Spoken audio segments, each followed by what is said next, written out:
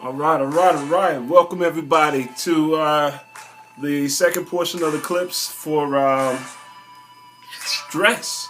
Right now, my body is under stress. I mean, it's hot as hell in Euless, Texas, and but we're going to go ahead and get this information out to the people so you can really just get into the stress. So how can we benefit from stress? You see, so. Last time we talked about the poles of stress and how one end of it you can have stress and the other end you can have ease. And we basically come to the conclusion that you want to find a nice balance between stressful events and at ease events.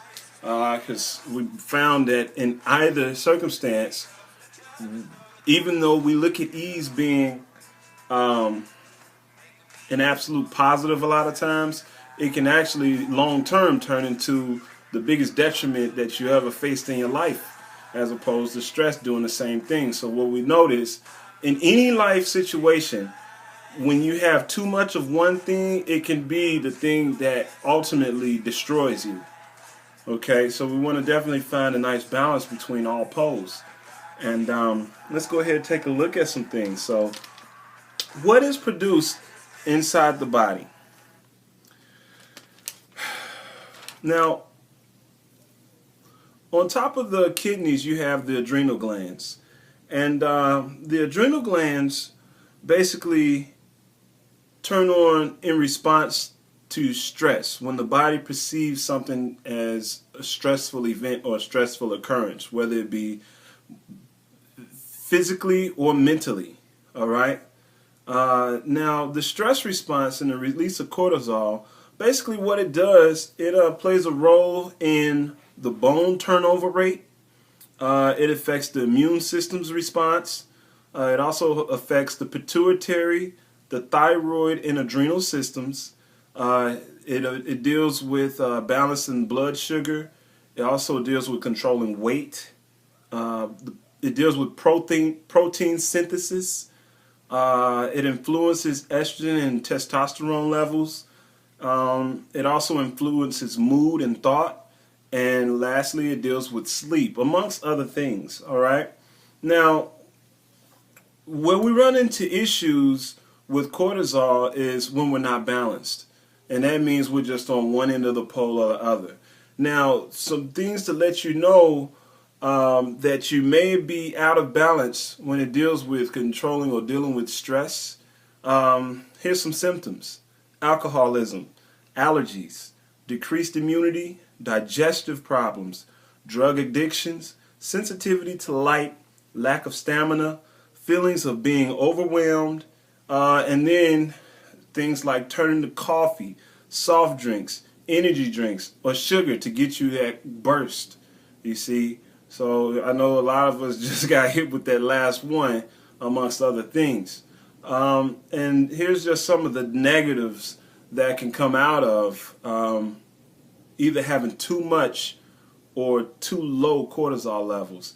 We're looking at Alzheimer's disease, we're looking at anorexia nervosa, breast cancer, heart disease, fibromyalgia, diabetes, depression, chronic fatigue syndrome, that's basically being tired all the time, impotence, fertility, osteoporosis, and insulin resistant, amongst other things. But I just wanted to bring those things out because it's what I see a lot in the fitness world. I see a lot of people come in, and some of these ailments is what I generally see across the country, and all nationalities alike, especially when they start taking on an American lifestyle. Now, what I want to say is you don't want to go ahead and approach this like, okay. Now I know this American lifestyle is killing me, but you kind of could take an approach at it like, all right, so now that I know that there are true negatives and people at mass are experiencing the negative and the disease from the release of cortisol, and now that we know that we can link this to stress response, okay, so we want to know, like, how does this happen? How do we release too much cortisol? Well, it's a natural process. It's totally a natural process. And the thing about it is, when we spend most of our day worrying about the next event or what's coming or what I did in the past, or what could possibly happen in the future.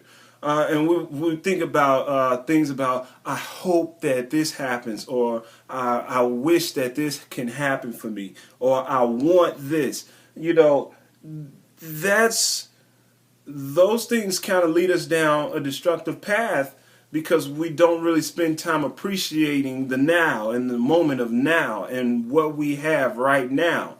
You see, because if we took a look at things from an appreciation standpoint, and even though we may have had some destructive events in the past, if we just appreciate, man, okay, I'm still here. I'm actually still alive. I'm not locked up. I'm doing pretty good, and I'm actually working to achieve my goals. You see, and just by having goals set is just a wonderful way to keep yourself on task. You see, and to be able to look at your goals. Sometimes people turn to vision boards and just be able to look at your goal and know that the activities that you do from the moment you wake up in the morning and throughout your day, to know that you're on track. Nothing can really sidetrack you. So when you see a stressor pop up, like, oh, here's that guy again, if that's not in your field, you acknowledge that, but then, you keep moving toward your ultimate goal instead of allowing that guy to bring down your vibrational rate or your vitality, you see. Because the moment you acknowledge him and you allow his mode to take over your mode, now you're sidetracked from achieving your goal that you ultimately set for yourself, you see. So, I mean, if you don't achieve it, who's going to achieve it, right? Okay, so now we're looking at it. Here's some upsides to cortisol. Now, when we get this thing into balance, what it really does and what I really appreciate about it is that it reduces the visceral fat in the body. And basically, the visceral fat is the fat around the organs. Now, when we're looking at a lot of the weight gain, and a lot of times, people say like, man, that person was thin, like, man, I thought they were healthy. What happened? A lot of times, a lot of people may look healthy and they might just have a whole lot of fat around the organs and not adipose tissue. So when that fat's around the organs, say the heart, it makes the heart work harder and then it overworks the heart and then the heart shuts down. You see, but if we have a nice balance, sort of like something like interval training or HIIT, high intensity interval training, when you throw things like that in the mix, where you get your heart rate up and lower the heart rate and get it back up and lower it and get it back up, running in intervals, sprint intervals, you explode that visceral fat, you see. So that's a really great thing, and you also build up the body as it repairs itself from the damage that you do from the stress of, say, sprinting. You see what I'm saying?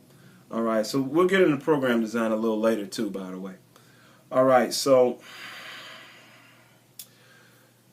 now that we know that, oh, okay, and then one last thing we want to deal with about cortisol.